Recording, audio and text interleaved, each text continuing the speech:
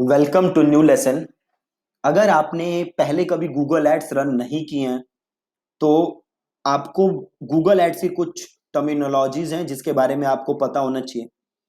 ये जो टर्म्स हैं ये बार बार रिपीट होते हैं, तो अगर आपको इनके बारे में नहीं पता तो ये बहुत ज़रूरी है कि आप इन्हें जानो। आज कुछ जो स्टैंडर्ड टर्म्स हैं जो बार बार सुनने को मिलती हैं, हम उसके बारे में बात करेंगे। देन बाकी जो लेसन्स आगे आप सीखोगे, देन कुछ टर्म्स होंगी जो आप पहली बार सुनोगे तो उनको मैं वहीं एक्सप्लेन कर दूंगा, क्योंकि गूगल एड्स में बहुत सारी टर्म्स हैं। ठीक है, तो कुछ में जो बेसिक टर्म्स हैं, कुछ जो स्टैंडर्ड टर्म्स हैं जो ज्यादा सुनने को मिलती हैं, उसे मैं आज कवर करने की कोशिश करूंगा। तो सबसे पहली सीटीआर। ये जो सीटीआर है ये आप बार बार बार बार सुनोगे। सीटीआर की फुल फॉर्म होती है क्लिक थ्रू रेट। तो जैसे आप नाम से समझ सकते हो, क्लिक थ्रू रेट, कितने लोग आपकी एड देख रहे हैं और उसमें से कितने लोग आपकी एड पे क्लिक कर रहे हैं, उसको हम कहते हैं सीटीआर। सपोज करो 100 लोगों ने आपकी एड देखी और उसमें से 5 लोगों ने एड पे क्लिक किया, तो आपका सीटीआर हुआ 5%। ठीक है, अब सपोज करो 2 लोगों ने आपकी एड पे क्लिक किया और 100 लोगों ने एड देखी, तो आपकी सीटीआर कितना है? 2%। ठीक है, तो ये सीटीआर जो है वो गूगल एड्स में बहुत ज्यादा मैटर करता है। क्यों करता है? कि सपोज करो अगर आप भी 100 रुपए खर्च कर रहे हो, आपका कॉम्पिटिटर भी 100 रुपए खर्च कर रहा है, बट आपके कॉम्पिटिटर का सीटीआर ज्यादा है और आपका सीटीआर कम है। ठीक है, तो क्या फायदा होगा आपके कॉम्पिटिटर को? कि आपका कॉम्पिटिटर का जो खर्चा है वो बेसिकली कम हो जाएगा। ठीक है, ये फर्क होता है सीटीआर से। तो अभी के लिए आप जस्ट ये समझ लो कि सीटीआर का मतलब क्या होता है, क्लिक थ्रू रेट। और क्लिक थ्रू रेट कैसे कैलकुलेट होता है? तो अगर 100 लोग आपकी ऐड देख रहे हैं तो उसमें से कितने क्लिक कर रहे हैं, वो आपका हो गया क्लिक थ्रू रेट परसेंटेज। ठीक है, तो पहली चीज सीटीआर। दूसरी लिंगो जो आप बार बार बार बार सुनोगे वो है सीपीएम। सीपीएम का मतलब है कॉस्ट पर 1000 इंप्रेशंस। ठीक है, अगर आपकी एड के 100 इंप्रेशन हो रहे हैं, मतलब अगर आपकी एड 100 बार दिख रही है, तो उसके कितने पैसे आप गूगल को दे रहे हो या उसके कितने पैसे गूगल चार्ज कर रहा है, तो उसको हम कहते हैं सीपीएम। और यहीं से एक और चीज आई, इंप्रेशन। ठीक है, इंप्रेशन का मतलब होता है आपकी एड कितनी बार दिखी। आपकी एड कितनी बार दिखी उसे हम कहते हैं इंप्रेशन। तो सपोज करो फ्लिपकार्ट ने ऐड चलाई और वो ऐड दिखी मुझे और आपको, 2 लोगों को दिखी, तो इसे हम कहते हैं रीच। कितने लोगों को ऐड दिखी उसे हम कहते हैं रीच। और सपोज करो मुझे 5 बार दिखी और आपको 6 बार दिखी, मतलब टोटल कितनी बार दिखी? 11। तो इंप्रेशन क्या हो गया? 11। ठीक है, तो ये 3 चीजें हमने देख ली। पहला सीटीआर, क्लिक थ्रू रेट, कितने लोग देख रहे हैं, कितने क्लिक कर रहे हैं। देन हमने देखा सीपीएम, सीपीएम इज कॉस्ट पर 1000 इंप्रेशन, 1000 लोगों को ऐड दिखाने का कितना खर्चा आ रहा है। देन हमने देखा इंप्रेशन क्या होता है, कितनी बार ऐड दिख रही है, दैट इज इंप्रेशन। देन हमने देखा रीच, रीच इज कितने लोगों को ऐड दिख रही है, उसको हम कहते हैं रीच। देन एक और चीज आप देखोगे और वो है cost, CPL. CPL is cost per lead. ठीक है, जैसे नाम से आप समझ सकते हो, आप जो लीड जनरेट कर रहे हो तो हर लीड आपको कितना खर्चा पड़ रहा है उसको हम कहते हैं CPL, that is cost per lead. Then एक वर्ड आप बार बार सुनोगे and that is conversion.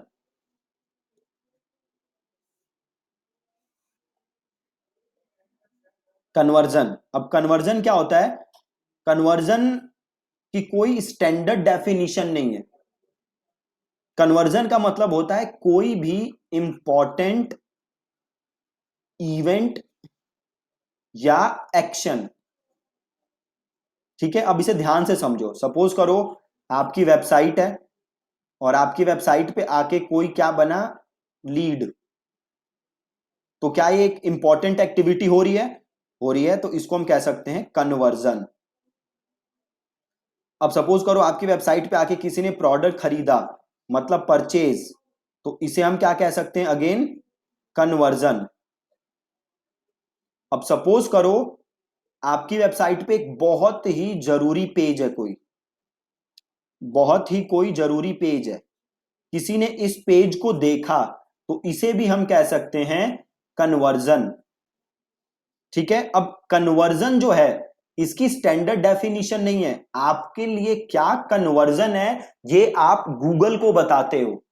Google ने कोई डेफिनेशन सेट नहीं कर रखी। फॉर एग्जाम्पल सपोज करो आपकी वेबसाइट का कोई बहुत इंपॉर्टेंट पेज है, वो मैंने देखा, तो ये आपके लिए कन्वर्जन है। बट हो सकता है मेरी वेबसाइट पे एक पेज हो, सिमिलर पेज हो, बट मैं उसे कन्वर्जन ना मानूं, मेरे लिए वो एक्शन मैटर ना करता हो। ठीक है, तो कन्वर्जन की डेफिनेशन हम तय करते हैं। स्टैंडर्ड केसेस में आप देखोगे कि कन्वर्जन लोग रेफर करते हैं जब कोई लीड जनरेट करे या जब कोई सेल हो, तो उसे लोग कहते हैं कन्वर्जन। ठीक है,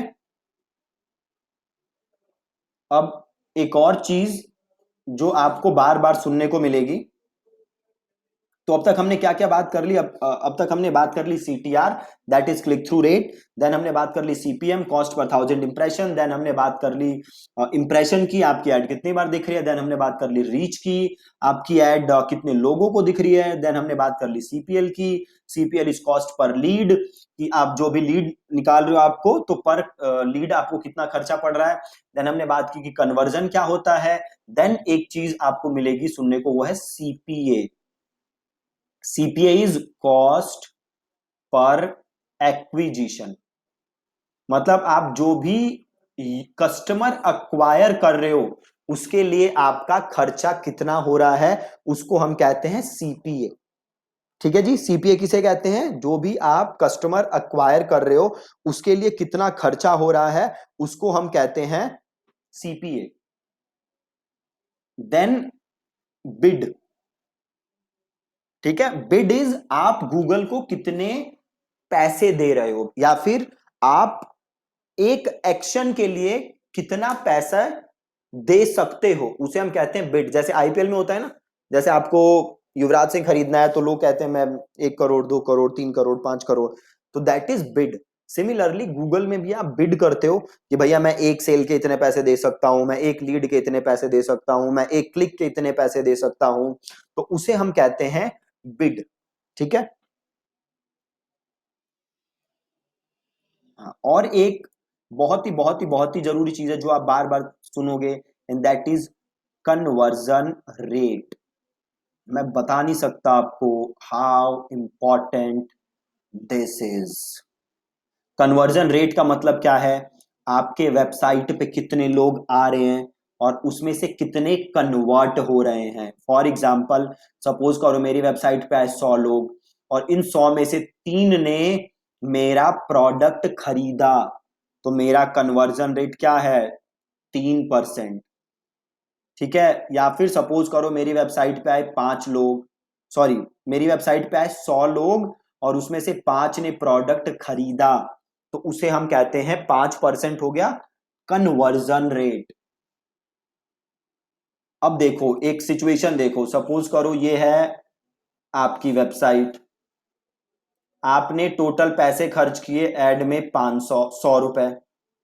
ठीक है, और आपकी वेबसाइट पे आए 5 लोग, आपकी वेबसाइट पे आए 5 लोग, और आपका कन्वर्जन रेट है, एग्जाम्पल के लिए मान लेते हैं, इतना होता नहीं है, जस्ट एक एग्जाम्पल पर्पस के लिए आपको बता रहा हूं, 50%।